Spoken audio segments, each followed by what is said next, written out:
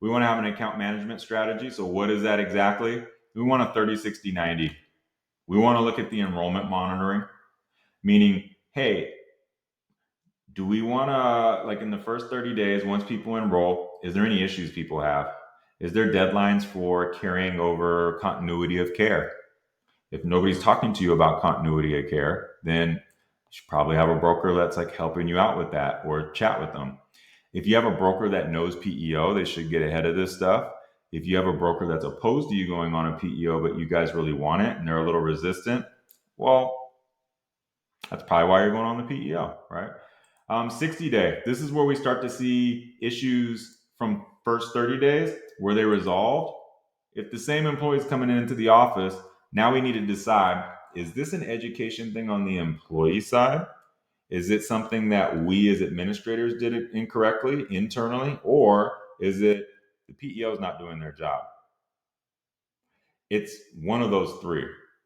So we have to figure that piece out. And that's why we want to have a 60-day like monitoring session. If everything's smooth and nobody's complaining, you can just go ahead and say, hey, we don't need this. We can just move on.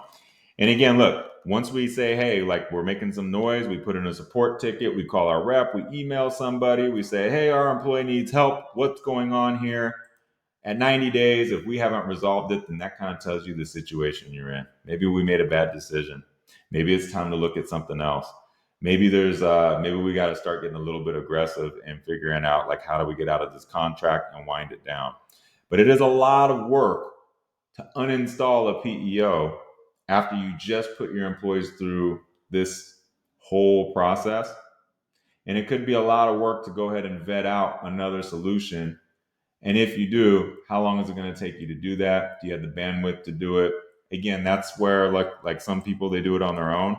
They make some mistakes along the way. They learn their lesson, they live with it, and then they come back, like a year or two later, they're with a new company, or hey, if they're looking at providers again, and that's when they usually like might call somebody in. So, these are some of the reasons why you want to have like a really good process built in place. This is the process we go through with our clients, and it helps us really figure out like what's the best route. And we want to make sure people are happy with it. You don't want to switch providers every year, 2 years. It would be ideal for you to stay with a PEO at least 3 years, as long as the insurance is, still working out, as long as the service is still working out. Some can change.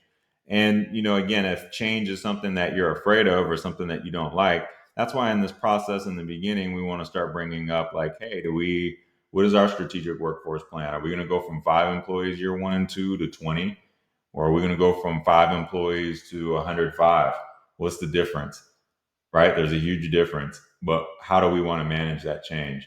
And again, do we want to, if we're changing providers, do we have somebody like a broker that we can stick with, throughout these times? Do they know PEO options? Do they not? Super important. Okay, so that's the timeline overview, right? That helps us navigate our process. Let's get into some of the more granular items, like your urgent task list, required doc checklist. These two things, they kind of go hand in hand. And we'll walk through some of these other pieces over here in a moment, because they're all connected.